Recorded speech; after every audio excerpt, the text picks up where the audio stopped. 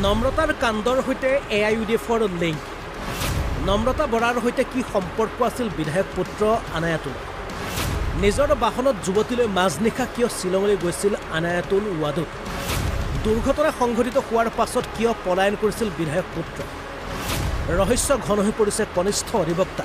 নম্ৰতা বৰুৱাৰ মৃত্যুৰ ঘটনা এইজন আনায়াতুল ৱাদুদ আনায়াতুল AIUDFৰ বিধায়ক ৱাছিৰ আহমেদৰ পুত্ৰ আনায়াতুল এজন ৰিয়েল ইষ্টেট কোম্পানীৰ ব্যৱসায় হোৱাৰ লগতে AIUDF যুৱ মৰ্চাৰ সভাপতি অভিযোগ অনুসৰি সোমবাৰে নিশা নিজৰ এই বিলাসী বাহনখন লৈ শ্বিলঙলৈ গৈছিল আনায়াতুল লগত গৈছিল নম্ৰতা বৰা গায়ত্ৰী বৰা প্ৰজ্ঞা দিহিঙীয়া মৃগাংক বড়ো কিন্তু শ্বিলঙৰ পৰা ঘূৰি আহোঁতে মেঘালয় ৰিভই জিলাৰ নংপু চানবাংলাত ভয়ংকৰ পথ দুৰ্ঘটনাত পতিত হয় বাহনখন এই ভয়ংকৰ দুৰ্ঘটনাত চিৰবিদায় লয়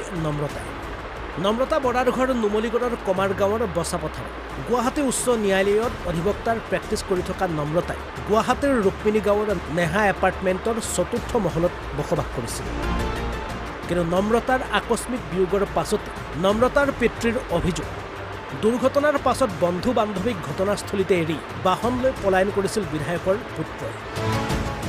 নংপু থানাৰ পৰা গাড়ীৰ গৰাকী আনায়াতুলক ফোন কৰে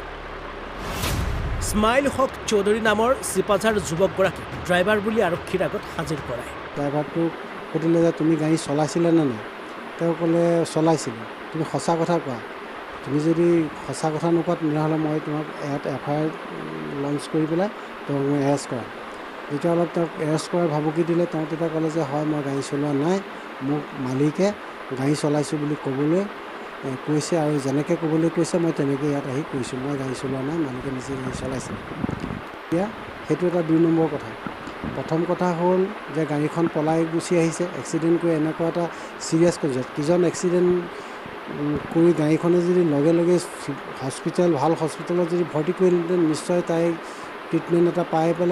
পালেহেঁতেন হয়তো তাইৰ লাইফ থাকিলেহেঁতেন কিন্তু সেইটোকে নকৰি তাইক তেনেকৈ নিৰ্দয়ভাৱে এৰি থৈ আহিলে আৰু 2 নম্বৰ কথা হ'ল ড্ৰাইভাৰজন তেওঁলোকে ডুপ্লিকেট কৰিছে 2 নম্বৰী কৰিছে এইটো এটা 420 কেছত সেইটো পৰিবই লাগেই সেইটো কোনো কাৰণতে সেইটো নহয় আৰু তৃতীয়টো কথা হৈছে যে যিহেতু তাই 12:30লৈকে IPL চাইছে বুলি তাই যেতিয়া লগৰ যিকেইটা ৰুমৰ যিকেইজনী ছোৱালীক কৈছে আৰু তাই ৰুমৰ পৰা ওলাই যাওঁতে সদায় সিহঁতৰ লগৰখিনিক কৈ যায় যে মই ওলাই অলপ আহিছোঁ তাৰি দুৱাৰখন অকণমান হেৰি কৰি থবি মই আহিম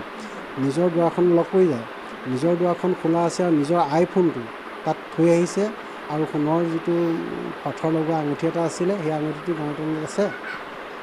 এতিয়া প্ৰশ্ন হ'ল যে তাত চানৰাইজ যদি চাবলৈ গৈছিলে তাৰ আইফোনটো কি তাৰ আইফোনটোৱে মেইন হেৰি তাতে চাই গোটেইখিনি হেৰি আছে তাই জাষ্ট এটা সৰু এণ্ড্ৰইড এটা হেৰি পুৰণা ফোন এটা লগত লৈ গৈছে কিন্তু আইফোনটো তাই এৰি থৈ গৈছে সাধাৰণতে তাই আইফোনটো ক'ৰবাত ফুৰিবলৈ গ'লে লগত লৈ যায় এণ্ড্ৰইড ফোনটো এনেই ক'ৰবাত বাহিৰলৈ গ'লে এণ্ড্ৰইড ফোনটো হাতত থাকে কাৰণ 2-এটা ফোন তাত এণ্ড্ৰইড ফোনত আহে এতিয়া সেইটো এটা ডাঙৰ আৰু যিটো ড্ৰেছত গৈছে সেই ড্ৰেছটো তাই কোনো কাৰণতে শ্বিলঙলৈ যোৱা ড্ৰেছ নহয় ঘৰত যিটো ড্ৰেছ পিন্ধি আছিলে সেইদিনাখন সেইটো ড্ৰেছেই তাত মই কালি প্ৰত্যক্ষ কৰিছোঁ সেইটো ড্ৰেছেই তাত গৈছে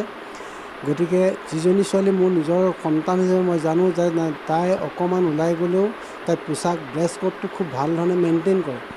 ড্ৰেছ কোডটোৰ ওপৰত ধুনীয়াকৈ মেইনটেইন কৰি তাই ওলাই কৰি যায় ঠিক তেনে অৱস্থাত শ্বিলঙলৈ যাম বুলি কৈ যেতিয়া ফটো তুলিব তাত তেনেকুৱা এটা ড্ৰেছ পিন্ধি যাব কেতিয়াও নোৱাৰে গতিকে গোটেইখিনিৰ ওপৰত চাই মই এটা উচিত তদন্ত বিচাৰিছোঁ আৰু ইতিমধ্যে মই কেছটো তাত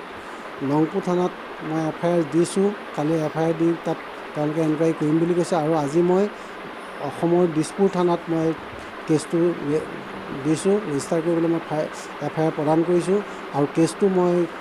নংপু থানাৰ পৰা দিছপুৰ থানালৈ আনিলেহে ইয়াৰ এটা উচিত তদন্ত পাম বুলি মই আশা কৰিছোঁ কাৰণ ইয়াত এটা ডাঙৰ কনস্পাইৰেচি হৈ আছে যিটো কাৰণে নেকি মোৰ এই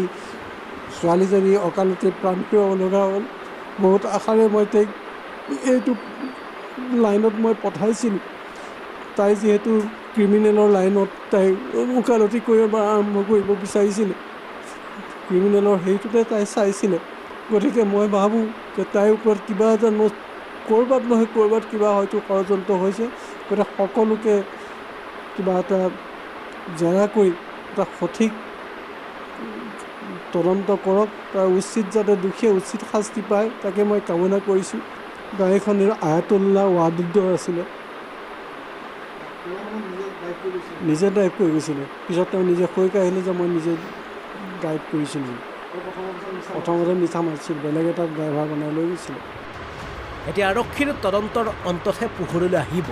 আচলতে সেইদিনা কি ঘটিছিল নম্ৰতাৰ সৈতে পোহৰলৈ আহিব মাজনিশা কিয় শ্বিলঙলৈ গৈছিল তেওঁ নম্ৰতা বৰাৰ সৈতে কি সম্পৰ্ক আছিল আনায়াতুল ৱাদুদৰ নুমলীগড়ৰ পৰা ৰূপম জ্যোতিৰ সহযোগ গুৱাহাটীৰ পৰা হাফিজ ৰহমানৰ ৰিপৰ্ট অসম লাইভ 24